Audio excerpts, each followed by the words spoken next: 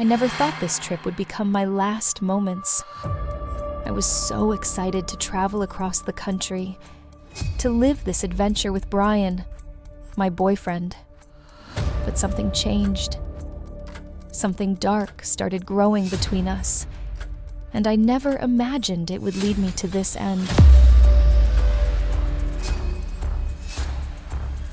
These are my final moments.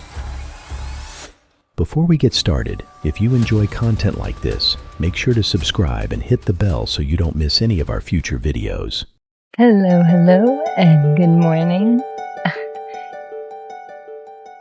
My name is Gabby. I was 22 years old when I decided to embark on the trip of my dreams. A journey across the country in a van I helped transform myself. Together with my fiancé, Brian, we started an adventure that would take us to explore some of the most beautiful landscapes in the United States. Our plan was to visit national parks, camp in remote places, and document every step of our trip through my social media. Everything started in July 2021. We left from Florida, full of hope and eager to discover all the road had in store for us. I was excited to show the world what we saw, to capture the beauty of nature, and share it with my followers on Instagram and YouTube. I had always dreamed of becoming a travel content creator, and this was my chance to make that dream a reality. Brian was excited too. We had talked about this trip for months, and finally, we were on the road. At first, things were going well.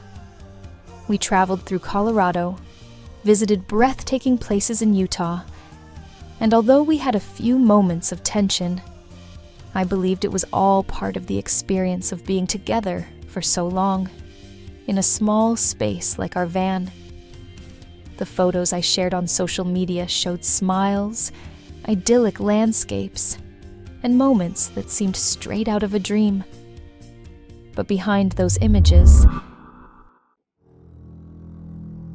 things were beginning to fall apart.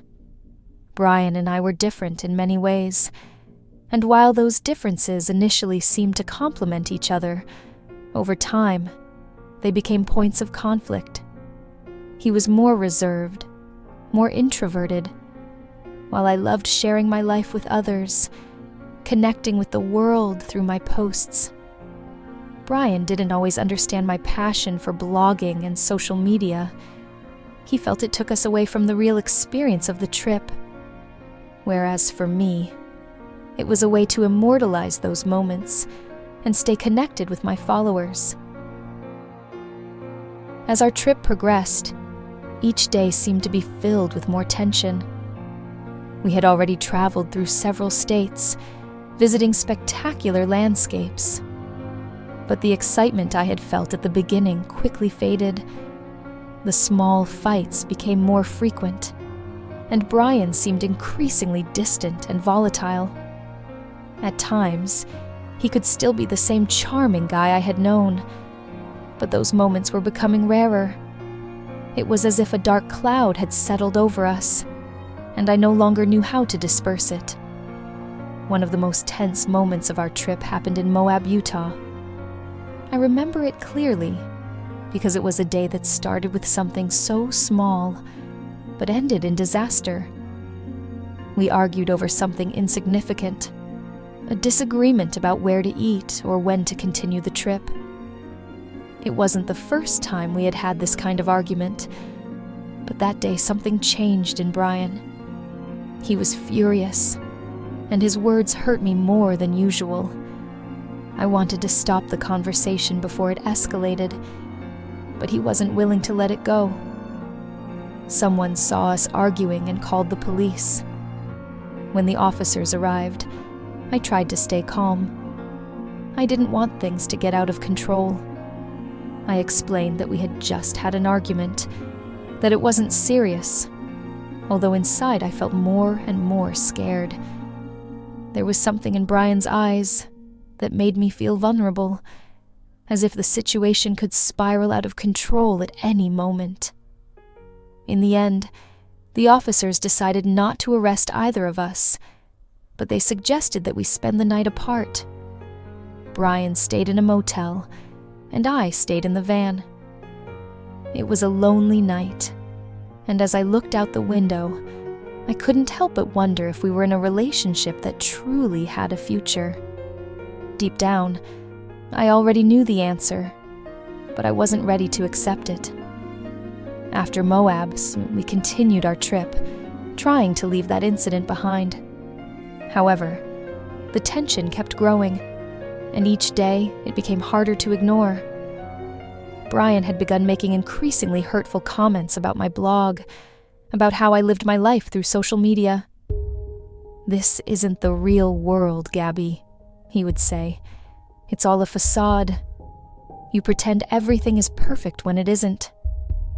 Those comments deeply hurt me because, to me, the blog wasn't a facade. It was my way of sharing the things I loved. But Brian didn't seem to understand that. Or maybe he just didn't care anymore. Throughout the trip, Brian became more irritable. I don't know if it was the time on the road, the isolation, or something deeper that I never understood. There were days when we barely spoke, and others when the smallest thing could set off an argument. I tried to keep the peace, to avoid making things worse, but it always seemed like something would trigger his anger. Sometimes, I didn't even know why we were fighting. The words became harsher, and the looks colder. One of the last times we argued was in Wyoming. We were in a restaurant in Jackson, and once again, a small argument turned into something much bigger. Brian was upset, and his voice grew louder. I tried to calm him down, but nothing seemed to work.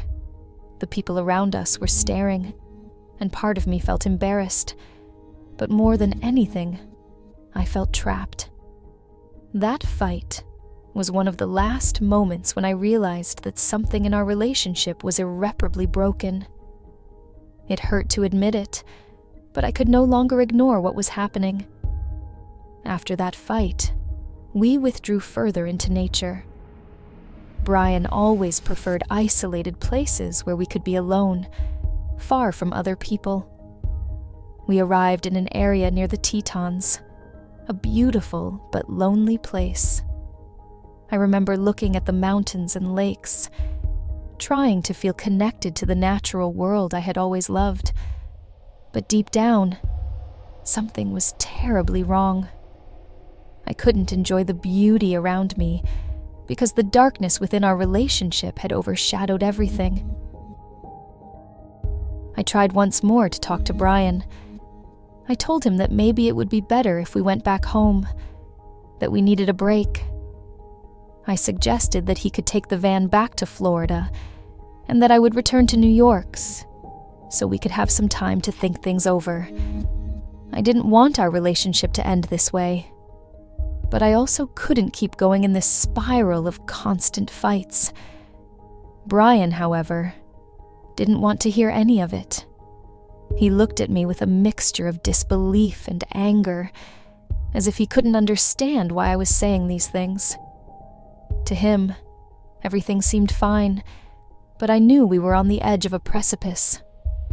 In that moment, I realized that there was no turning back. The arguments, the hurtful words, the uncomfortable silences, everything had reached a point of no return. I didn't know how to move forward, but I also didn't know how to put an end to it.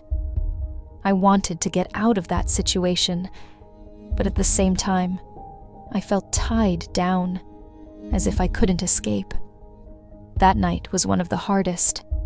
Brian was restless, and I felt more distant than ever. I tried to sleep, but my thoughts wouldn't let me. I knew things wouldn't get better, that the relationship we had built was broken, and that the trip we had dreamed of had turned into a nightmare. I still remember that last day clearly. We were in the middle of nowhere, surrounded by the wilderness, but I felt more trapped than ever.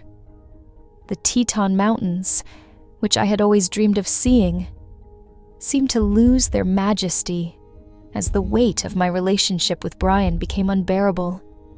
My body and mind were exhausted from the constant fights, from the stress of not knowing what would happen next.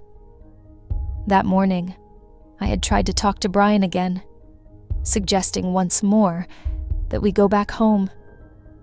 I told him this wasn't working, that we needed time apart to think things through clearly. However, his response was the same as always: evasive, frustrated, as if he couldn't accept what was happening. He looked at me with that mix of anger and confusion, and I simply realized that he no longer recognized me by his side. I felt that we were lost, but he didn't want to admit it. The air was cold, and the silence between us was almost tangible. We walked in circles along a nearby trail, but we didn't speak much. Brian continued with his sarcastic comments about my blog, about how all of this was a lie I was showing to the world. "You're not real, Gabby," he said at one point, with a coldness that chilled me. It hurt to hear that because I knew that, for him, the trip no longer had the same meaning. What had once been our dream adventure now felt like a trap I couldn't escape from. We headed back to the van as the evening fell. I was trying to stay calm, but every time Brian spoke to me, his words seemed filled with resentment. He made me feel guilty about everything, for planning the trip, for sharing our life on social media, for having expectations that he couldn't meet. I felt like, in his eyes, nothing I did was right. We sat near the van, and that's when the real argument started. I told him I was tired, that I couldn't keep going like this. I told him I loved him, but that this relationship had become toxic, harmful to both of us. We needed a break. We needed time apart. But my words seemed to hurt him even more, as if instead of looking for a solution, I was stabbing his ego. "Toxic," he repeated incredulously. "Now you're using those trendy words to describe us? You don't even know what you're talking about." His voice grew louder, and soon we were arguing even more intensely. I tried to calm down, to explain that I only wanted what was best for both of us, but he didn't want to listen. "It's always the same," he said. "You always try to control everything, to make everything perfect. But the world doesn't work that way." At some point during the argument, I felt everything spiraling out of control. Brian looked at me with an intensity that made me step back. He was furious, more than I had ever seen him. I tried to distance myself, to de-escalate the situation, but he wouldn't let me go. "Are you just going to leave, Gabby?" Just like that, he yelled at me. I felt his hands grabbing my arms, and I knew something terrible was about to happen. My heart started pounding, and fear flooded my body. I tried to reason with him, to tell him it didn't have to be this way, that we could find a solution without hurting each other. But it was too late. I saw his face distorted with anger, and in that moment, I realized there was no escape. The Brian I knew was no longer there. There was something else, something dark that had grown inside him, and I didn't know how to stop it. The next thing I felt were his hands around my neck. It happened so fast that I didn't have time to react. I tried to scream, but the air was slipping away, and little by little, darkness began to take over. My vision blurred, and even though I tried to fight, my strength left me. I thought of my parents, my family, and all the people who loved me. I thought about how I hadn't said goodbye to them, how I never told them how much I loved them before setting off on this trip.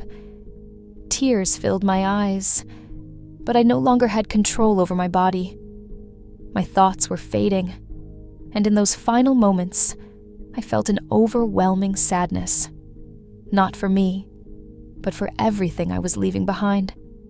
My life, which had only just begun, was about to end, and there was nothing I could do to stop it. The darkness finally enveloped me, and the last thing I remember was the sound of the wind through the trees. I wanted to scream, but I no longer had a voice. My body gave up, and with it, my dreams, my hopes, and everything I had ever been.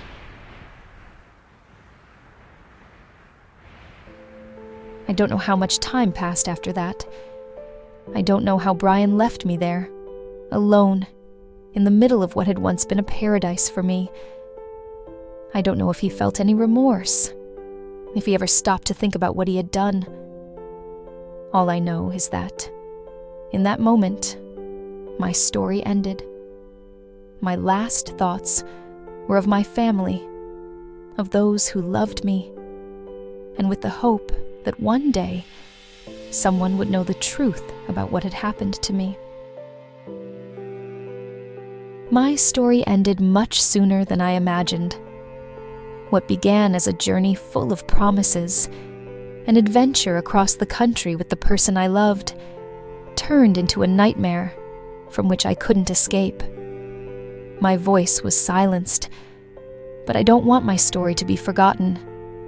I want those who hear it to learn from my experience, and most importantly, to find the courage to leave situations that may seem impossible to overcome.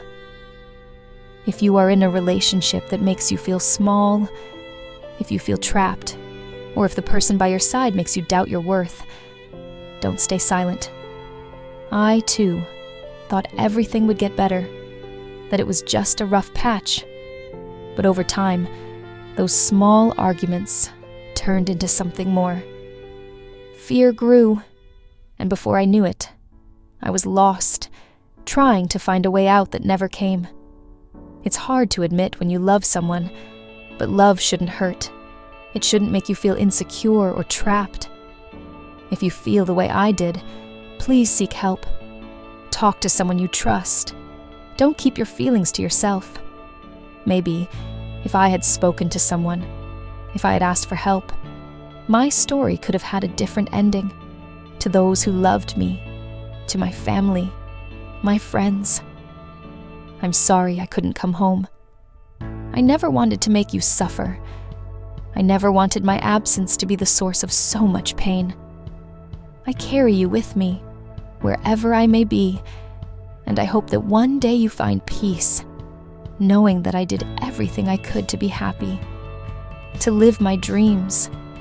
But I don't want my death to be just a tragedy. I want it to serve a greater purpose. I want others to see what happened to me and make decisions before it's too late. If something in your relationship doesn't feel right, if you feel fear or insecurity, trust those feelings. You're not alone, and there are people who want to help you. So I ask you to take care of yourself, to value yourself, and to never settle for less than what you deserve. Love should not be painful. If my story can save someone, then my passing will not have been in vain. Thank you for listening. Thank you for valuing my story. Thanks so much for watching. If you're enjoying the content, hit subscribe and stick around for more. I appreciate every one of you who joins the journey.